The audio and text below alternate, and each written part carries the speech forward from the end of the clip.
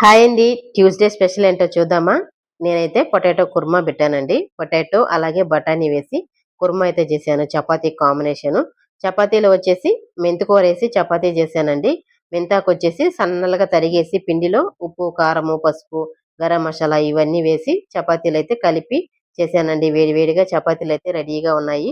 పిల్లలైతే మెంతికూరైతే మనం తనీగా తినరు గదా! చపాతీలో వేసి చేశామంటే చానా బాగా మంచిగా తింటారండి. వాళ్ళకి తెలీదు గూడా ఆకుకూర వేసామని చెప్పేసి. నా మార్నింగ్ బ్రేక్‌ఫాస్ట్ అయితే ఇలా హెల్తీగా అయితే రెడీ చేసుకున్నానండి. చపాతీ, ఆలు కుర్మా అలాగే వచ్చేసి మధ్యాహ్నం లంచ్ వచ్చేసి కొంచెం హెల్తీగానే రెడీ చేసుకున్నాను. వైట్ రైసు, తర్వాత ఆకుకూర పప్పండి. ఆకుకూర పప్పు వచ్చేసి సిర్రాకు, పెసరపప్పు వేసి పప్పు చేశాను. చానా బాగా టేస్టీగా అయితే ఉంది. అలాగే గుడ్లండి. గుడ్లైతే నాకు చాలా బాగా ఇష్టమండోయ్! అందువల్ల వచ్చేసి 2 గుడ్లైతే ఉడకబెట్టుకున్నాను. తర్వాత రసమండి. రసము, పెరుగు.